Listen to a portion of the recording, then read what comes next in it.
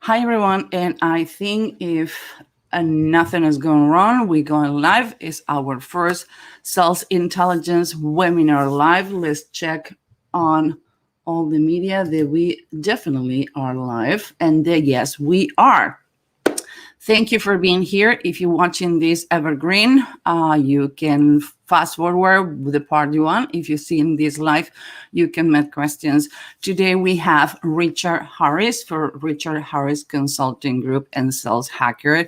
And I love the idea that we both, in certain way, we have the hacker name in our title. Hi, Richard. How you doing? All the way from California. I'm great. Thank you so much for having me. I'm super excited to be here. Isn't life just one big hack? Like, isn't that just sort of how we always, whether it's parenting or sales or anything, we're all figuring it out as we go. Definitely. Richard, tell me, what is Richard Harris Consulting Group? Yeah, so we're a sales training organization that focuses on helping sales teams earn the right to ask questions, which questions to ask, and when to do it.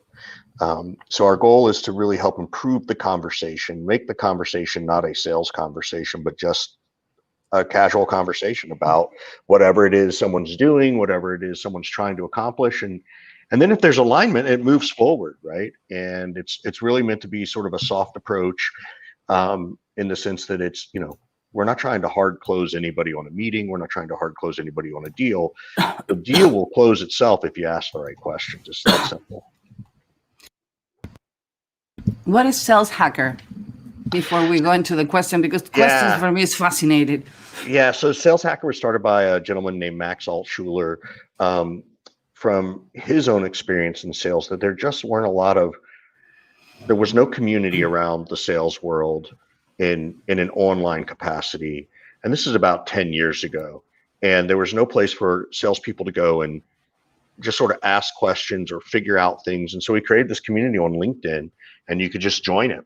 And I joined not early on, but eventually it just kind of took off on its own, and we started having events all over the world. We did something in London, and we've done something in San Francisco and New York, and it was a place for the sales community to gather to learn together and share knowledge and wisdom. And it has just sort of blown up from there, right? It's probably one of the oldest micro communities that exists. You now see all these micro communities out there, whether it's Modern Sales Pros or Sales Hacker or Rev Genius or Revenue Collective. Like, there's tons of them out there, but Max was the one who really sort of got it started, in my opinion. Yeah, self is a craft that you can learn from mentoring, for practicing, but you already need to be born to be a salesperson. I repeat it a million times.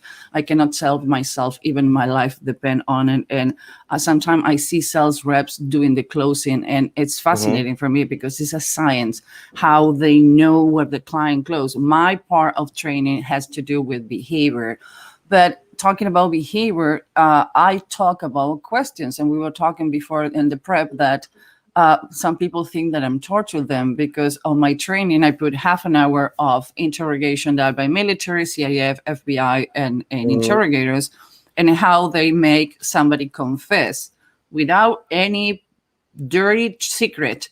They have committed a crime, they have serial killers, and they're going to spend their life in jail. So after that, it says, guys, if these people can make somebody confess, why you not gathering the right information? Why don't we start from the beginning? How much you know about your client prospecting, and what kind of questions are you doing that you're not gathering information, and you just happen to train on the same. So what is your perspective? I completely agree. I don't know that I take it to the level of police work, but it's the same approach. And the goal is, but you got to get there to earn it, right? Like you got to get permission to ask those questions, but also do it in a way that you don't, as a salesperson, put your customer or prospect so high up on a pedestal that you're afraid you're going to knock them over. And I think a lot of salespeople do that, whether it's intentional or unintentional. They're afraid, and they're afraid to ask the right questions, even though they know they should. And my goal in training is to teach people how to improve their courage and confidence so they can earn the right to ask those questions, so they can then figure out which are the right questions to ask. So it's as much behavioral science, in my opinion, as it is just here's the questions kind of a thing, right? Because it's a mindset, right? It's a mindset about how do we help the sales rep feel good about what they're doing. You asked about earn the right to ask the right questions. When you says you need to earn the right, what are you referring to? Yeah, so I don't think you can just get on a call, even if it's a scheduled call. If I have Susan, you and I have a call scheduled tomorrow, I don't think I can go on, hey, Susan, how are you? Hey, so tell me about this. Tell me about that, right? I need to understand more about, one, how Susan makes decisions as a human being. We all make decisions as a human being in the exact same manner. I can walk us through that. I've actually got a slide or two I can show. And then I've also got to use that to I use that to calm myself down. And then I can then go into what I call a respect contract, where I can go in and just, Susan, go ahead and role play with me. We haven't practiced this, but you can role play it. I know is like, hey, Susan, thanks for the time today. I've got us down for 30 minutes. Does that still work? Yes, perfect. I Great. have 30 minutes. Excellent. Any hard stops? I want to be conscious of your time. No, perfect. I have 30 minutes. I have a call later, but we can work on this time. Great. Well, what I'll do is at 25 minutes, I'll just call a timeout and we'll decide where to go from there. And just so you know, Susan, my goal of this conversation is just to get a frame of reference. I want to understand what you're doing, what made you want to talk about sales training today, and probably ask you some questions. And then, I certainly are going to answer any questions you have for me. Is there something specific you'd like to make sure we cover today? I get where you're going. You it's more like dating than selling. Don't break. I don't break. Don't break the role play. Okay, Come on. sorry. My apologies. Yeah. I would like to talk about the problems that my salespeople have getting connected with new clients. Got it. Okay, we'll be sure to cover that. And look, Susan, I'm sure you're going through some level of an evaluation with me and probably even others. So just so you know, if at any point you feel like I'm not the right fit, just let me know. Like to promise you, it's not going to offend me. I've been doing this a long time. And likewise, if I discover I can't help you, I'm going to be the first person to tell you. I'm even going to refer you to somebody else once I understand what you're looking for, if it's not in my wheelhouse. Is that fair? Perfect. I agree, and thank you for the time's up. Great. And this is the last thing I say. I don't want to have to send you reaching out, checking in, and following up emails that I know you hate getting and I hate sending. So I appreciate that. And just again, at the highest level, aside from, hey, you have your reps that you want them to get better, what's even generating the conversation for us to even talk today? What brought you here? I want to get my sales team improve and how to make questions and get into the next level, so we have less drop calls and more communication with the clients. Got it. When you say better questions, what's that mean? Because I hear that all the time. What are the bad questions, or what do you wish they were asking? My sales rep, they don't know how to start asking the right question and how to establish a rapport with the clients. They'll go from like, hello, what is your problem? And they don't know how to glue together a relationship to get the questions in the middle. Got it. Okay. All right, now we'll pause. Now we'll break the role play. So that's a respect contract. I'm confirming goals, time for the call. I'm specifically setting out that, look, in 25 minutes, I'm going to call a timeout, right? I'm saying that within 30 seconds because I'm literally going to set a timer on my phone, because there's nothing worse than getting to the end of call and it's like, oh yeah, just email me later and we'll set up a time for next week. Like that's the worst thing to happen. So I'm putting that buffer in there for me and for them, so I can say, oh, Susan, you know what? We're at that 25-minute mark. Where do you want to go? So we go through goals, we go through time, we go through a small agenda. I'm going to ask you questions. You're going to ask me questions. I'm then going to, put it on the table that you can walk away, but so can I. And I'm even going to try and do you a favor that if we decide to walk away, I'm still going to help you.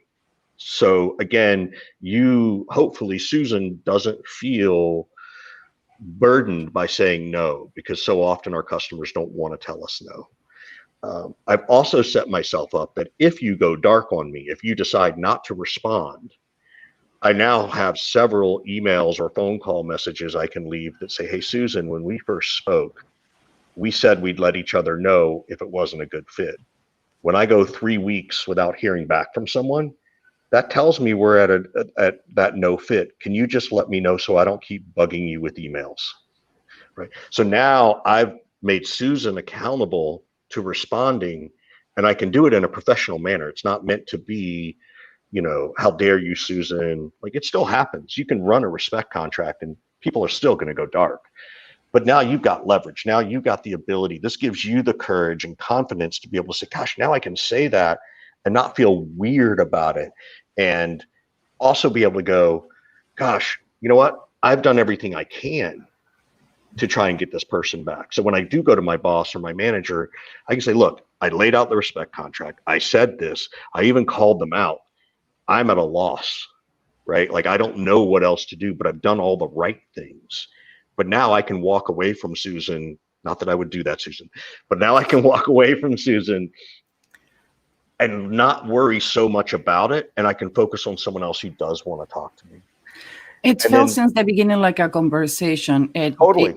Even though we was role playing, like you get me thinking in questions that I have in my trainings and I have had in my own company, and without knowing, I was telling you things that I went through. So you took me from the classic discovery call when like, oh my God, I need to put up, I saw you on my calendar. I want to put up with you just because I make the meeting. But as soon as we get to the call, I want to talk to you because feel like with two friends having a coffee and I'm telling you what the things I'm going through. Yeah. And so the other key, thank you, by the way, I appreciate the compliment. A key piece of that is that transition statement. So I ran through the respect contract, and then at the end I said, hey, Susan, so what even got us here? Like, I get people coming to me, whether it's inbound or outbound, and they're like, yep, I've got a team of 12. I need to get them to improve their sales skills. We need closing help. We need all these things.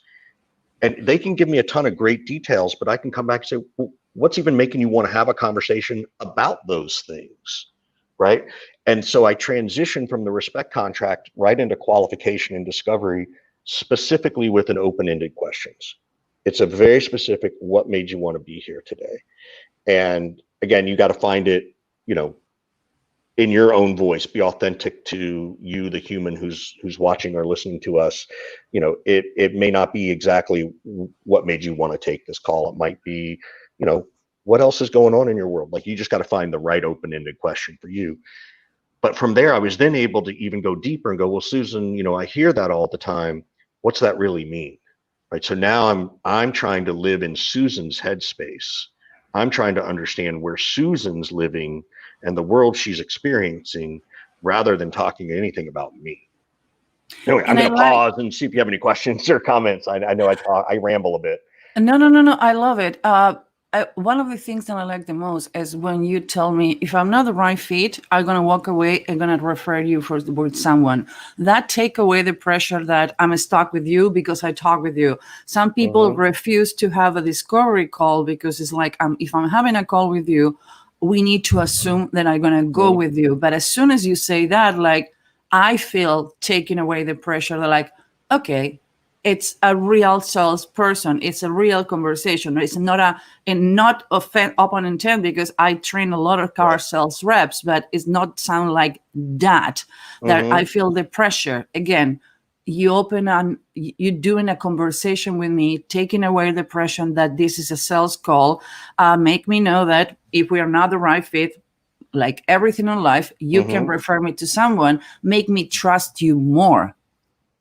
That's the goal. That's the whole intent, is that we all, even as look, I'm a terrible customer. Like, I know, right? Like, this is my world. Like, you think you're going to try and sell me. It's like, of course I'm going to have this other lens where I, observe and judge you. But when people do that to me, at least I know what they're attempting to do. And it buys credit. It buys credibility, right? That this person's not going to waste my time. And we all walk into sales conversations sort of on a scale of 1 to 10 at a 10, right? Like the tension is 10, like, oh, it's a sales conversation. I wonder how that's going to go.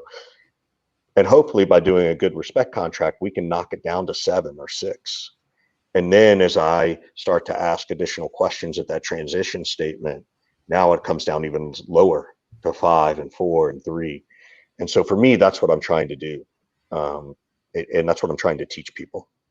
Have you ever had the impulse to correct a sales rep when they try to sell you something like, okay, stop. I do this for a living. You are Yeah. messing Oh, up this totally. Oh, yeah. conversation. It's terrible. You know, in some cases it's good. I've had one person sort of tell me, who the hell are you to tell me this stuff?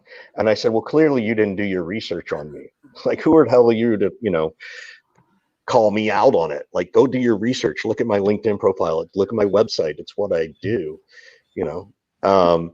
So I that was an interesting conversation. But I do try to do that.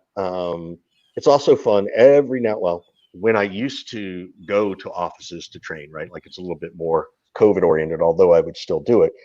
I get cold calls all the time, right? And I'm okay with that. But if it's happening in the middle of a training, it's the best thing in the world, because now everybody like sits and listens to how this Oh, you person do is that doing. too?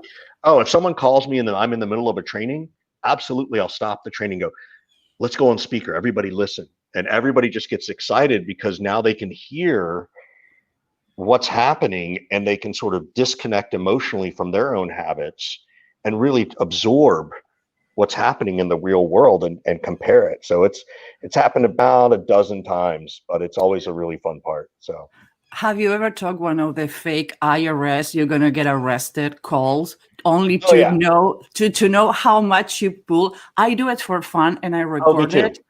Oh And yeah. so I know how the behavioral questions that I do, and I flip the things, then I start Mm-hmm. asking them Mm-hmm. questions, and they're Mm-hmm. hang up on me. My Yep. goal is to drive them crazy to the point they want to hang up on me. And some of them has been really strong. Believe me, I want to know who trained them, because that is the mentality that I want to So explore. so the reason that works, is that they're actually trying to weed out the smart people like me and you. If we start at, they hang up on us because they realize that we're too smart. Their goal is to find people who don't Thank you. I feel understand. good now. Yeah, like so you kind of have to play dumb if you really want to absorb it. And I believe me, I've had people on hold. I've had them think I was in the car driving to buy the gift card. The whole thing. You give them the fake I2 numbers. Oh yeah, absolutely. But that's part of the point. The point is for them is they're using intelligence as a qualifying key. And if you're too intelligent, you're disqualified. Right. It's Because good to be disqualified by that. yeah. So so that's how that whole process works. I've seen it and read about it a lot.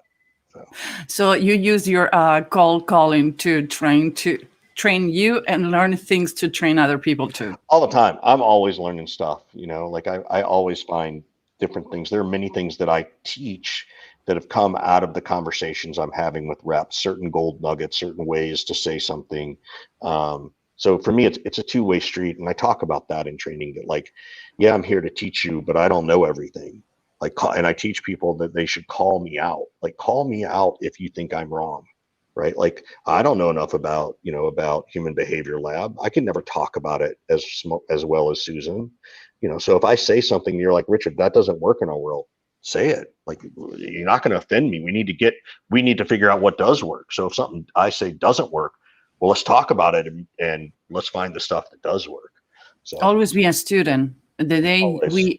The day as a trainer we think that we know it all, and I encounter people that they're trying to tell me everything is wrong just to be cocky and a training of they Oh yeah. know it all. It's like, well, I'm supposed to be your training here, but I'm gonna learn more from you than you're gonna learn from me. Why? Mhm. Because you're gonna make me better. But if you're going with the attitude, I know it all, I'm invincible, nobody is.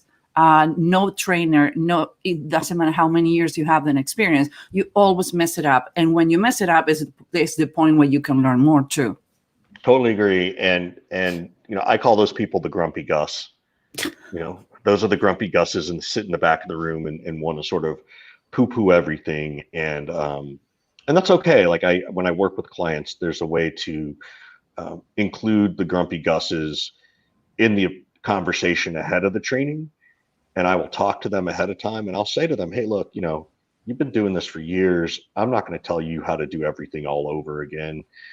I hope you get some nuggets out of me, but I'd like to rely on you, Gus, is to, keep me honest. Tell me if I say something that doesn't work. And honestly, if I do say something that's worked and you've done it, and you can confirm it, please help, because I think that would help the rest of the team, right? So now I can put them in this leadership position, and they also feel like they're part of the decision-making process versus being, talked down to.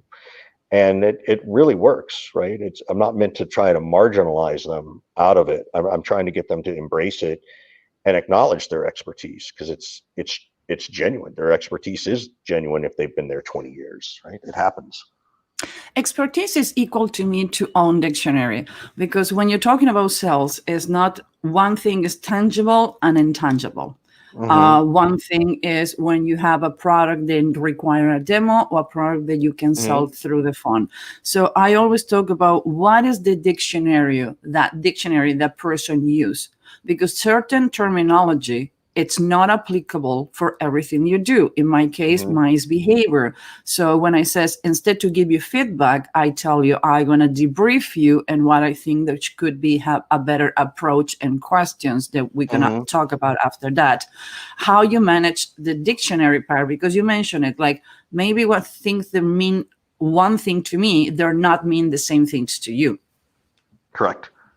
And I think you have to explore that. And that's, again, very to your point about going through the respect contract and asking the open-ended questions and being able to say, hey, Susan, what does sales training mean to you? What do you mean when you can't do that? Because my definition of a certain word is different than Susan's, and it's going to be different than every other one of my clients who need sales training. So even if we think we know the answer, I think it's important to turn around and say, well, tell me what it means for you, because I need to understand Susan's point of view around that definition, right? And that's where the buy-in occurs. That's where, for lack of a better phrase, you take a little piece of their soul, because now they're really sharing their intimate thoughts. And that to me is the really important piece of these conversations. One of the things that fascinate me with sales reps, doesn't matter how long there has been on the position, is like the definition, open-ended question and closed open questions. Like, do you like the beach? And what about the beach do you like about? So, and the first one, I'm going to have a yes or no. There's sometimes you need yes or no on the call of action when you finish your conversation or have an idea. But they don't understand the concept that you need to open the question in order to know about the client, instead to assume that you know what the client need or want. Yep. That's the beautiful thing about open-ended questions. You can know what the client needs and wants almost before you pick up the phone. But I've got to get them to say it out loud. If I tell them what their problem is, I don't know any relationship that goes well that way, right? Like, if my wife says, you know what your problem is, honey, I'm going to get super defensive. Not going to go, or more importantly, if I do it to her. So it's using those open-ended questions to force. The best thing about open-ended questions is they force us to shut up. They force me as a salesperson to just sit back and actively listen, so I can take notes, so I can listen, so I can look at the body language, so I can be present with them in their experience of explaining their challenges. And there's only 7 or 8 open-ended questions: who, what, when, where, why, how, which. That's it. There are no others. And they encourage a more exploratory conversation, more of a learning opportunity. Closed-ended questions are really good, right? Would, could, should, do, does, is, are, all those things matter. The 2 things to know about closed-ended conversations: one, they can confirm what you think you know, right? Or confirm that you're on the same page.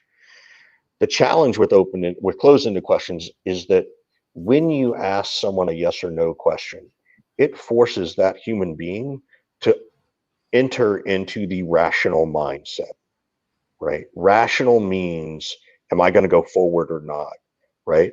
It's not appropriate or inappropriate. It's more along the lines of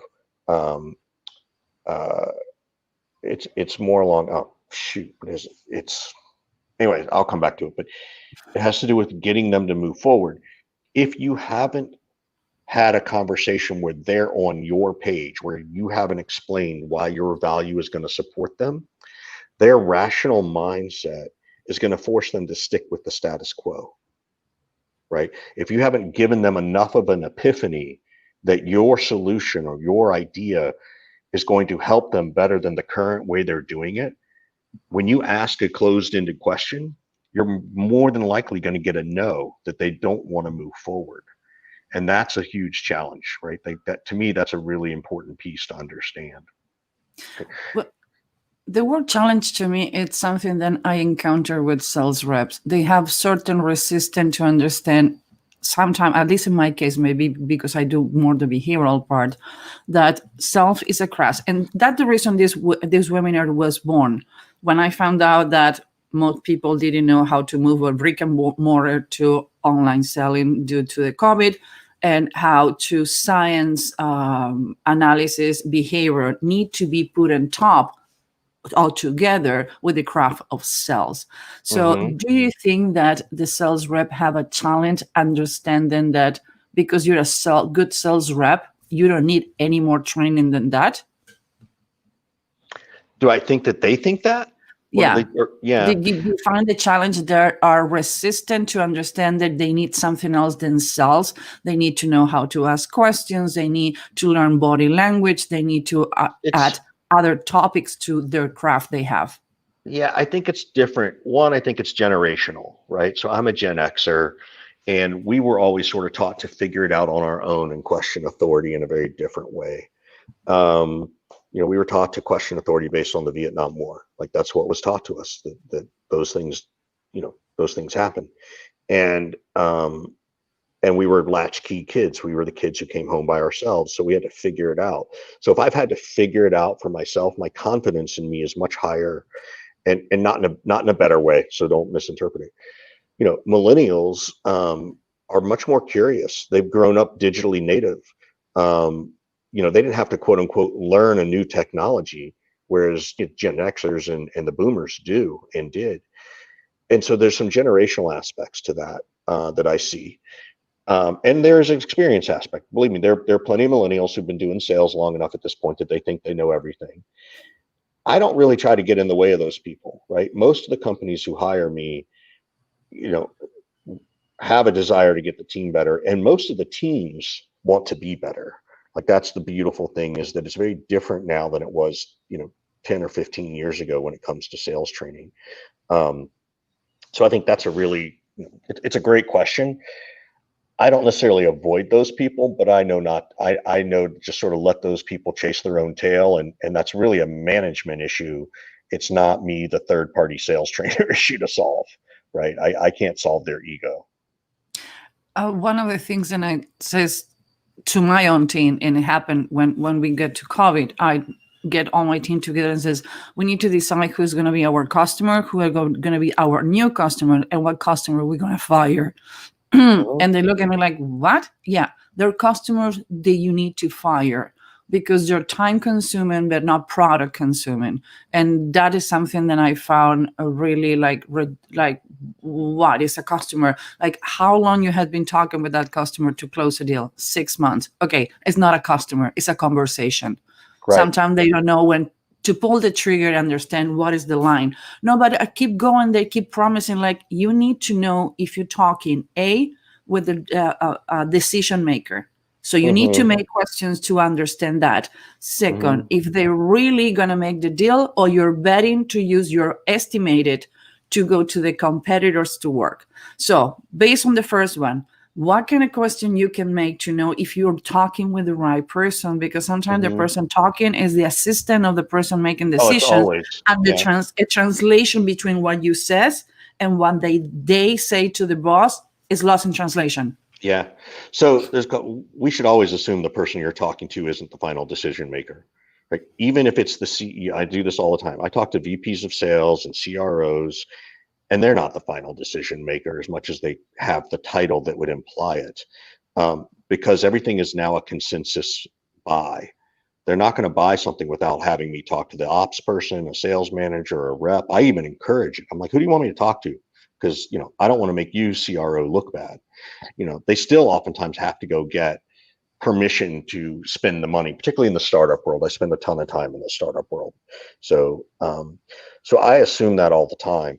The way I try to navigate it, rather than say who else makes the decision, I'll often ask, who's affected by this decision, right? That's a good one. Yeah, whoever's affected by this decision has some level of influence, right? And sometimes it's IT, who you're never going to talk to, right? Because you could be purchasing Outreach or SalesLoft or VanillaSoft, just sort of one of those sales enablement tools, and IT's got to make sure that it's secure, that it's not going to mess up the system, right? So we know IT's affected by it. We know finance is affected by it because they're the person who's going to make the decision.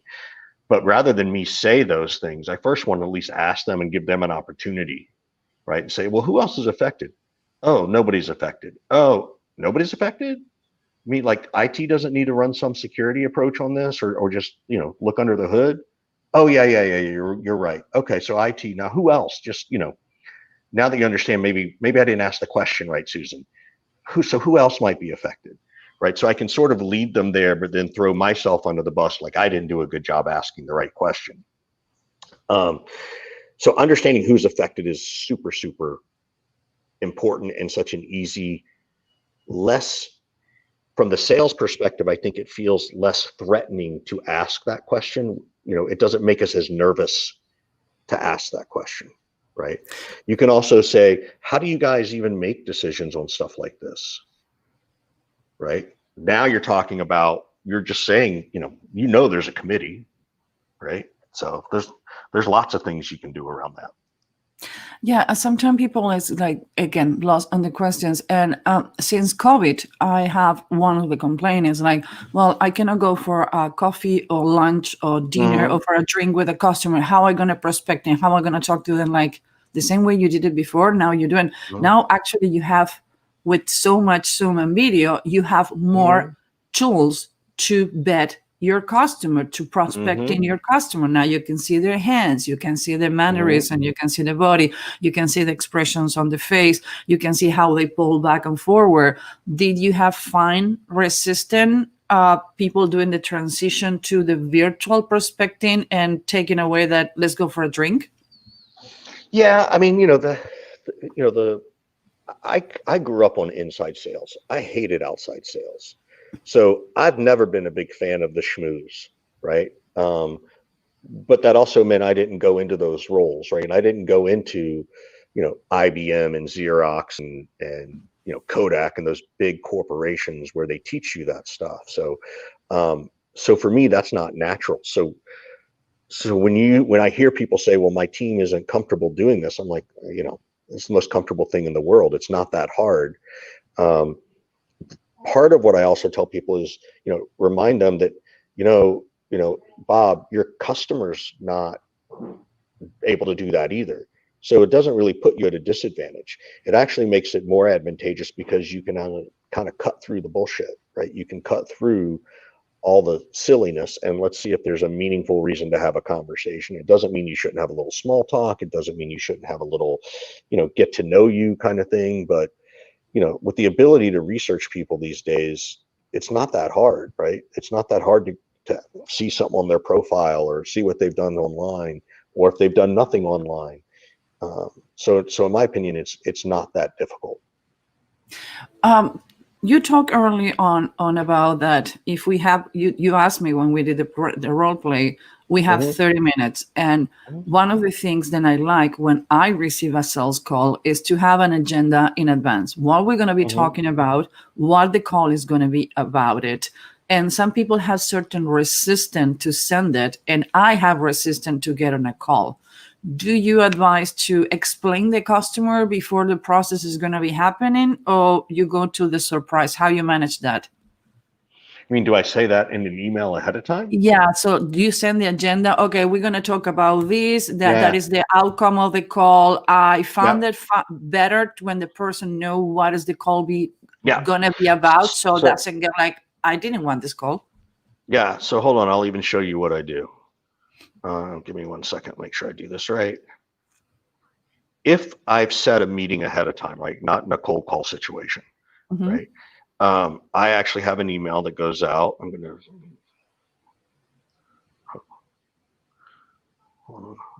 I wanna, You have a question area of, yeah.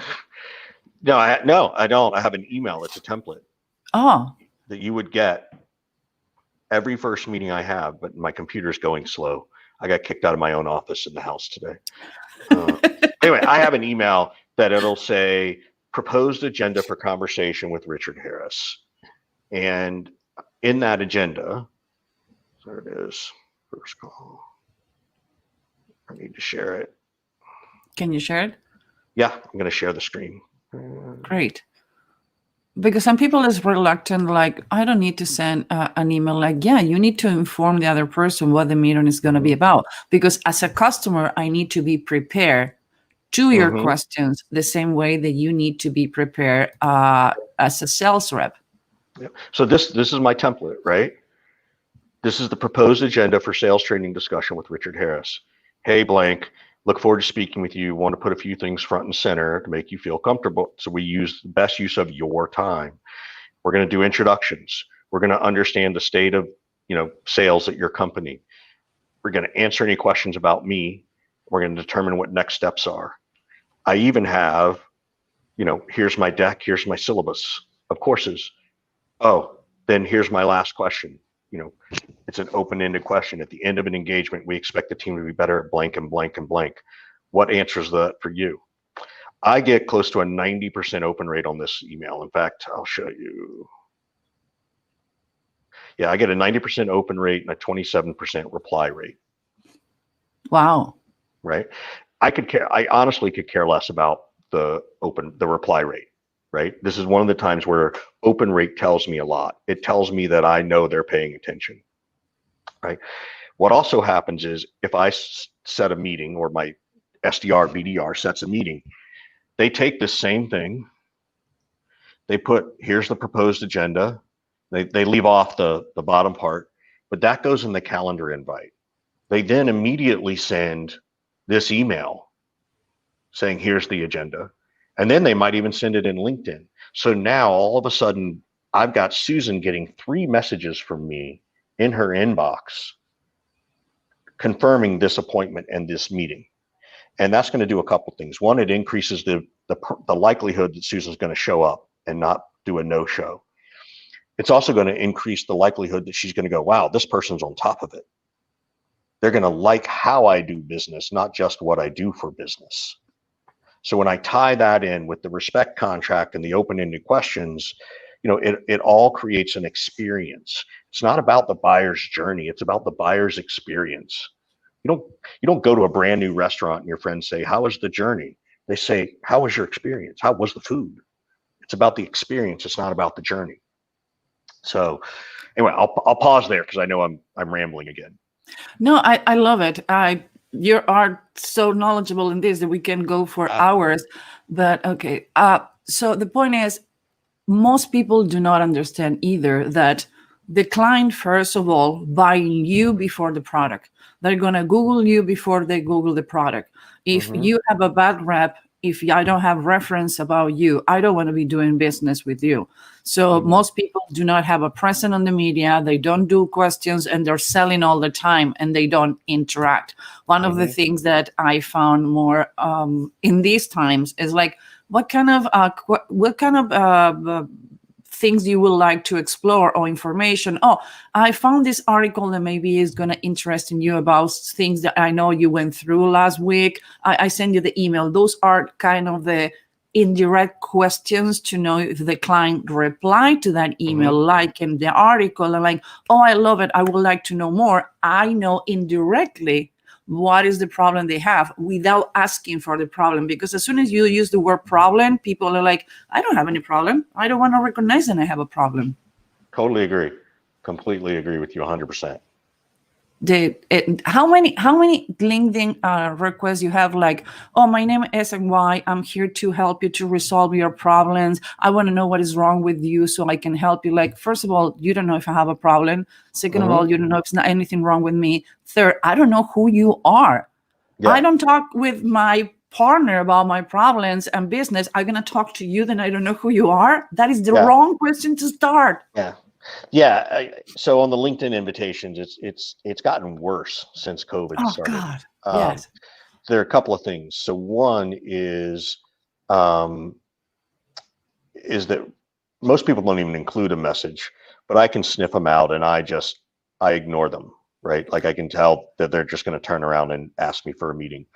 For those who do pitch me, I actually just turn around and say, hey, thanks, no need for your services. Like I'm not, I'm at least polite enough to respond as a human. As much as there are teachable moments in there, I'd spend my whole day doing that for free, and I just can't do it. So that's my challenge around those pieces and how I see it happening. So we're near to the time, and I get kind of out of the topic because with you, again, we can talk for hours related to questions only, behavioral wise, sales wise. I says, which questions to ask and when to do it. There's a rule in sales that is forever, since door to door, is the 80-20. And some people is more a worry about the next questions that I'm going to do instead to go with the flow where the client want to go. You need to redirect question, not to be 25 minutes, how are your kids and how is the weather in Chicago, and go to the sales pitch that they don't wait for the answer on the client to do the right question. So which question to ask and when to do it. So that was a long wind up. So I'm trying to make sure I understand. I'm not sure I understand the question. Like, when should we ask the questions we're supposed to ask? When you have 30 minutes for a question. Right. So you start like, hey, Richard, how you doing? And where are you located? Right. I'm located. How is the weather? And finally, you realize it's 25 minutes and you let the customer ramble about the weather, the pandemic and the COVID. So at some point, you need to reel back the client to talk about business. Yeah. First of all, nobody's going to ramble that long on a phone call with me. I just won't allow it. I'll just be like, hey, Susan, this is really cool. Like, I love getting to know you, but like, I think we want to start to focus on the business side. Is that okay? So I get Susan's permission and usually Susan will be like, oh my God, you're right. I was so rambling, and so 100%, you don't let someone ramble. I don't. And to a large extent, I'm not that touchy-feely when it comes to this stuff. It's rare that I get on the call and I will say, so where are you located? What are you doing? If I'm waiting on additional people to join, then I might do it. Or if they take the lead, I'll let them take the lead on that. But if we just like, hey, it's Richard, are you still available? Yes. Hey, I've got us down for 30 minutes. Is that I just go right into my respect contract. So you reeled in since the beginning. Yeah. When you said, I'm Richard, we have 30 minutes. You make the person aware that this is 30 minutes. So we need to cut from the social, because some people take you as like kind of therapist when you're talking in a question, because maybe they're living alone and they don't have anybody to talk about it. So they get it. It's like the bartender. It's the bartender. You're the therapist. Like, no, this is not a therapy call. This is a sales call. Right. Yeah. So I don't get that a lot, but I also take command of things differently. And I also recognize that I've been running my own business for 8 years now, and I don't really have to report to anybody. So if someone is like, Richard, that was so rude of you to do that. Like, well, who are you going to tell? Like, what are you going to, you're going to go tweet about me? Okay, go tweet. Like, I don't care. I've only had that happen once in 10 years, where someone said I was being rude. And I said, okay, how would you like to proceed? And they're like, well, I don't want to proceed. And I said, okay, best of luck to you. Like, and that shocks them. They're waiting for an apology. And what it's also a signal to me is that we're just not a good fit. And I'm okay with that, right? No, everybody doesn't have to like me. I get it. I don't need everybody to like me. But I'm confident enough to know what I'm doing that that there'll be plenty of other business to be had, right? So, Richard, to start narrowing down, your concepts earn the right to ask questions. yep. 3 things that you want to leave people with to, start doing this in order to at least start exploring the option to become better doing questions. What are you going to be your 3 takeaway? 3 takeaways is that you should literally, and I'm not kidding, write down and role play your script for a respect contract. Go back and listen to this, and write it down and role play it. And I can promise you that you will not get thrown out of the meeting if you butcher it the first time. It's no big deal. I think that's the most important thing. And then it's that open-ended question. At whatever point you're going to start the discovery, even if you're not going to use my respect contract, which is fine. Like if you're hitting numbers and you're crushing your goals and you're not doing a respect contract, don't change it just because Richard showed up. Like, do what works for you. But at some point, make sure you're asking that question. What even made us have this conversation today? Right? You know, it's interesting. I ask that question all the time. And you know what nobody ever says? We missed our goal. Guess why everybody's trying to talk to me? They missed their freaking goal. Right? So, but I need to give them an opportunity to say it first. So ask that question, value the respect contract, and just research and read about open and closed-ended questions. Like, just research them, and you'll just gain a ton of knowledge. So many people have written about it. It's it's almost too much, but I still find it that people just haven't figured out the crafting of open and closed-ended questions. So. Richard, you have 2 trainings coming on, if I'm not mistaken, online. Yeah. Can you tell us, to close, what are the trainings that you have available now? Yeah. So, well, let me make sure I understand the question. So I actually have an online training portal that people can go to, and they can take my online portal, and it includes a couple of actual live sessions after you watch the videos. That's at theharrisconsultinggroup.com. I do all kinds of webinars and things like that. I'm doing one later this month. You can find it on my website. In October, one we're doing with Manny Medina, the founder and CEO of Outreach, and we're going to specifically talk about what's it take to go from Series A to B, B to C, C to D. What are the VCs looking for? What are the VCs' expectations?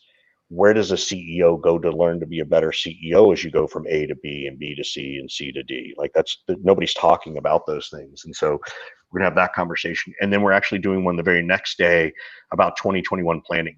Like, how are you even trying to forecast? Like, these are free. Those things are free, because nobody knows how to forecast this stuff, right? Everybody seems to think, you got to do better than keep the doors open. But in some industries, it might just be enough to keep the doors open until 2022, whether we like it or not. It doesn't matter who's going to be our president. It doesn't matter, where we are with the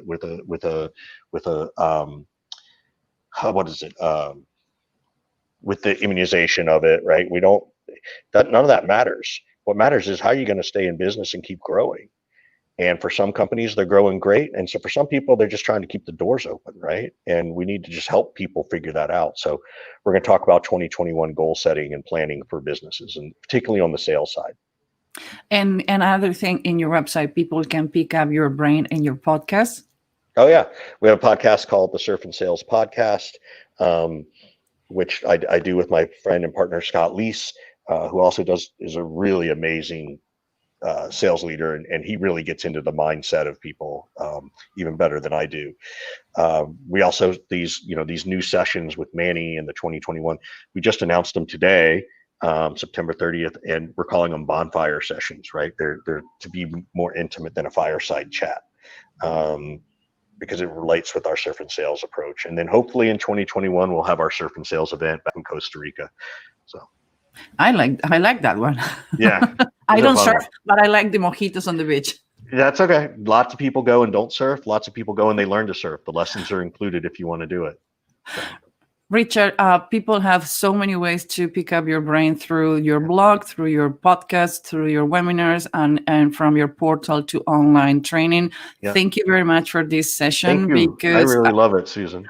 I'm trying the same way myself, that this is this webinar started because people need help, even though with even knowing they need help. So instead to say, you have a problem, like, hey, there's some topics that maybe help you to become a better sales rep and navigate what is going on now. Awesome. Thanks, Susan. Appreciate it. Bye.